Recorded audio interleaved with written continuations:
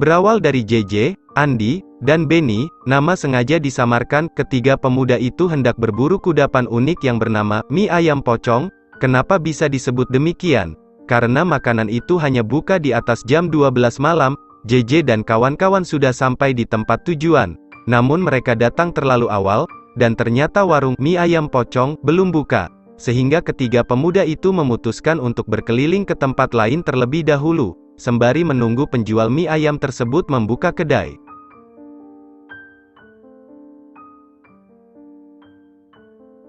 Mereka mengendarai motor dan berhenti di salah satu universitas yang cukup terkenal angker di kota Balikpapan. Di tempat yang begitu sunyi dan gelap mencekam, keisengan ketiga pemuda tersebut mulai tercipta. Teman JJ yang bernama Andi, baru saja mempelajari cara memanggil arwah. Andi juga termasuk orang lemah bulu, atau istilahnya orang yang mudah dirasuki oleh makhluk halus. Di tempat yang terkenal angker ini, Andi mulai menguji kemampuannya. Dia memanggil makhluk halus sesuai dengan cara yang ia pelajari dan beberapa saat kemudian, muncul sesosok makhluk berkepala 3 dengan satu tubuh dari lantai 2.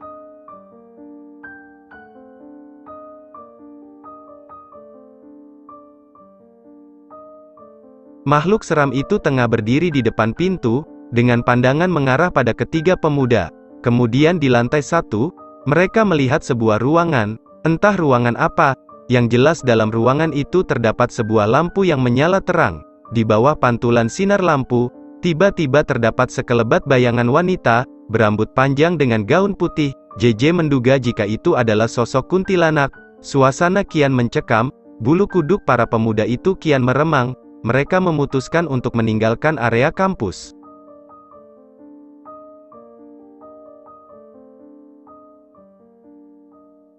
Namun keisengan JJ dan kawan-kawan tidak berhenti cukup di situ.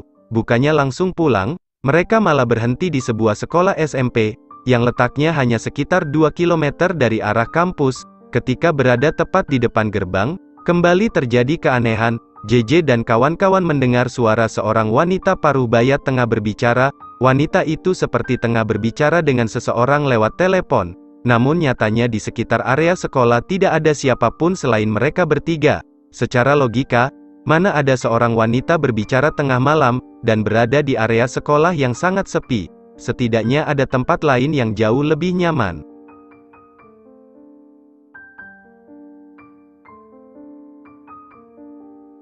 Kemudian mata JJ mengarah pada sebuah pohon besar di depan sekolahan. Dari pohon besar itu, JJ kembali melihat sosok seram yang tengah bertengger. Makhluk itu berwarna hitam legam, dengan mata marah menyala seolah menantang. Perasaannya mulai tidak nyaman, akhirnya JJ mengajak para temannya untuk kembali ke lokasi semula, yaitu di warung mie ayam pocong. Dengan harapan warung yang mereka nantikan sudah buka. Namun sesampainya di sana, ternyata warung itu masih tutup. Andi mengajak kedua sahabatnya untuk mencari makanan di tempat lain. JJ dan Benny setuju. Mereka kembali melewati gang samping sekolah SMP yang sempat mereka kunjungi tadi. Dalam gang sempit itu, mereka melihat ada sebuah rumah kosong. Di samping rumah terdapat lapangan yang dikelilingi pepohonan besar. Hampir mirip hutan, namun tidaklah luas.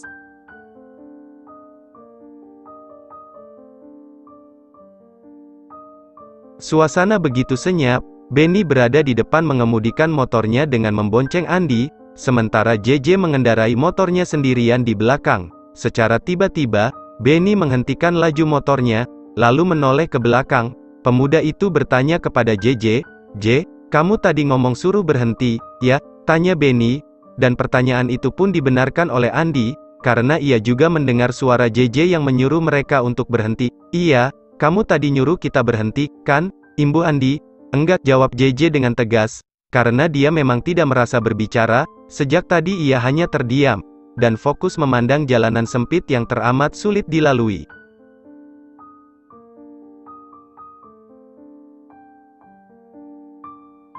JJ menduga jika makhluk astral telah mengambil energinya, untuk memanggil kedua teman JJ agar berhenti di rumah kosong itu, karena pada kenyataannya kedua sahabatnya mengira jika yang memanggil mereka adalah JJ. Setelah ketiganya menyadari jika makhluk astral yang telah memanggil tadi, mereka pun melanjutkan perjalanan.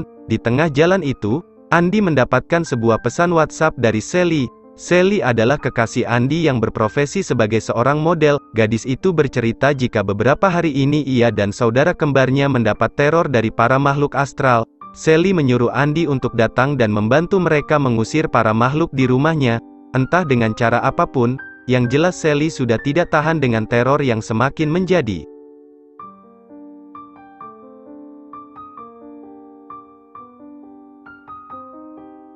Benny, Andy, dan JJ, berniat untuk mendatangi rumah Sally. Namun sebelumnya, mereka memutuskan untuk mengisi perut terlebih dahulu. Tentu bukan mie ayam pocong yang mereka santap, melainkan menu lain yang mudah mereka dapatkan. Setidaknya mereka bisa mengganjal perut yang sudah keroncongan sejak tadi. Setelah perut terisi, barulah mereka bergegas menuju rumah Sally. Jalanan menuju rumah Sally juga tidaklah mudah. Mereka harus melewati jalanan sempit serta tanjakan. Ketika melewati sebuah lahan kosong, JJ dan kawan-kawan mulai mencium aroma daging busuk yang begitu menyengat. Tentu saja aroma itu sangat mengganggu indera penciuman, dan banyak orang yang mengartikan pertanda buruk. Namun ketiga pemuda itu tetap melanjutkan perjalanan mereka.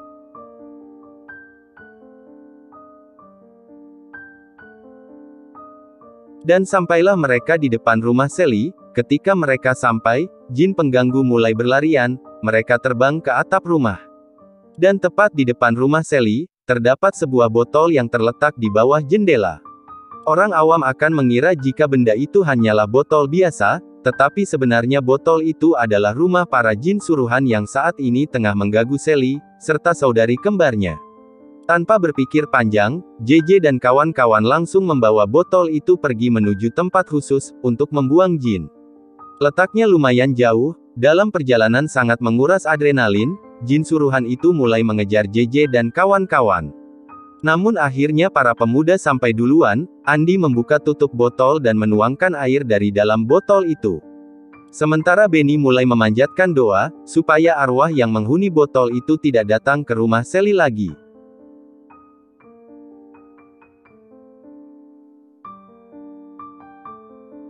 Urusan dianggap selesai. JJ dan kawan-kawan memutuskan untuk pulang. Namun ternyata dugaan mereka salah, karena teror belum berakhir. Sampai di tengah perjalanan, Andy mengalami kerasukan. Pemuda itu berteriak-teriak histeris. JJ dan Benny terpaksa menghentikan laju motornya di sebuah jembatan.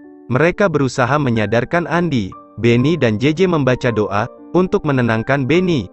Beberapa menit kemudian pemuda itu kembali sadar. Namun dia seperti dalam keadaan linglung. "Aku ada di mana?" tanya Andy.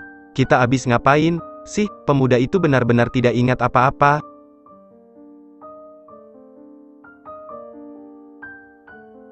"Udah gak apa-apa, kita istirahat dulu di rumahnya si Benny," ujar JJ. Perjalanan berlanjut menuju rumah Benny. Akan tetapi, belum sampai di tempat tujuan, Andy kembali mengalami kerasukan. Tentu saja hal ini semakin buruk. Para hantu penghuni botol itu sangat marah karena rumah mereka yang telah dibuang. "Gimana ini?" tanya Benny yang panik. "Tahan-tahan, sebentar lagi sampai," ujar JJ. Benny tampak kesulitan mengendarai motornya sembari menahan Andy yang sedang kerasukan. Ditambah lagi, motor yang ia kendaraan jenis motor berkopling. Namun akhirnya mereka dapat melewatinya, dan sampai di rumah Benny dengan selamat.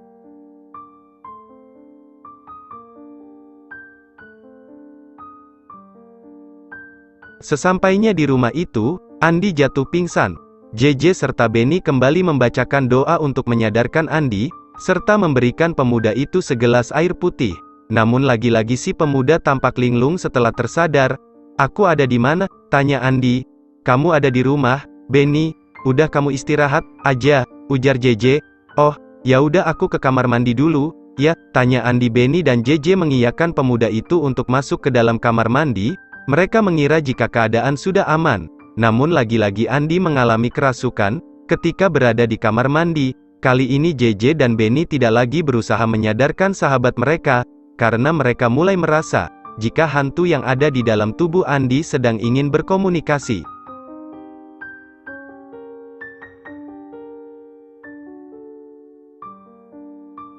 Hantu yang saat ini merasuki Andy bernama Rima. Dan dia mengganggu Sally atas perintah seseorang. Hantu yang bernama Rima mulai menggambar pada sebuah media kertas, tentu saja lewat tangan Andy. Dia melukis denah lokasi tempat ia tinggal. serta rumah orang yang saat ini tengah menyuruhnya mengganggu Sally. Semua ia gambar secara detail, sekolah, rumah si penyuruh, dan juga sebuah sumur, yang merupakan tempat bersejarah bagi Rima. Jadi rumah orang yang mengirim Rima berada tepat di depan sekolahan. Sedangkan Rima sendiri mengaku sering bermain di area sekolahan tersebut. Dulunya Rima adalah salah satu murid di sekolah itu, namun entah meninggal karena dibunuh, atau bunuh diri. Yang jelas saat ini ia menjadi hantu penghuni sekolah itu. JJ dan Benny tidak bertanya banyak tentang asal-usul Rima, dan soal sumur yang terlihat dalam gambar itu. Mereka hanya berfokus pada niat Rima mengganggu Sally dan saudari kembarnya. Mereka sudah mendapat jawaban dari semua itu, bahwa orang yang menyuruh Rima adalah orang yang iri dengan kepopuleran Sally sebagai seorang model. Sally sangat mengenal orang tersebut, dan memang hubungan mereka kurang baik.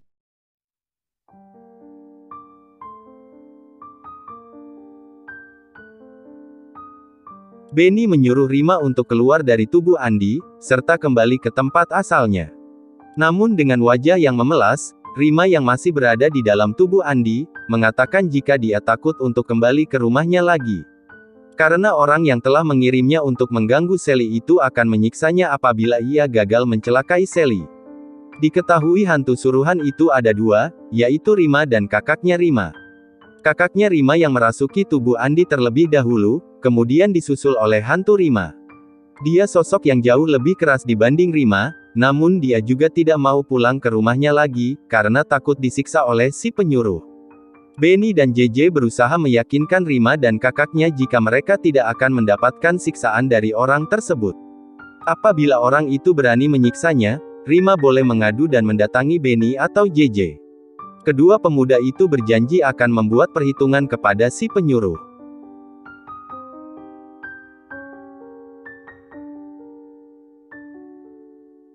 Kemudian hantu itu pun luluh. Dia mau keluar dari tubuh Andi, dan tidak akan mengganggu Sally lagi. Lalu ia menulis sebuah kalimat terakhir pada kertas yang dipenuhi dengan sketsa denah lokasi. Di antara coretan itu, Rima menyematkan sebuah kalimat yang bertuliskan, "Terima kasih." Ini adalah kata terakhir sebelum pada akhirnya ia dan kakaknya pergi. Kemudian Andi tersadar. Kedua netranya mulai terbuka. Namun lagi-lagi, dia masih seperti orang yang linglung. "Kenapa? Aku ada di mana?" Dengan sigap JJ menjawab pertanyaan Andi. "Kamu lagi di rumah Benny, dan tadi kamu kerasukan." JJ menyodorkan sebuah kertas penuh coretan dari Rima. "Ini hasil karyamu," kata JJ. "Ini? Apaan?" Andi mengernyitkan dahinya, karena masih tidak paham. "Pokoknya ini hasil karyamu," tegas JJ sambil tersenyum.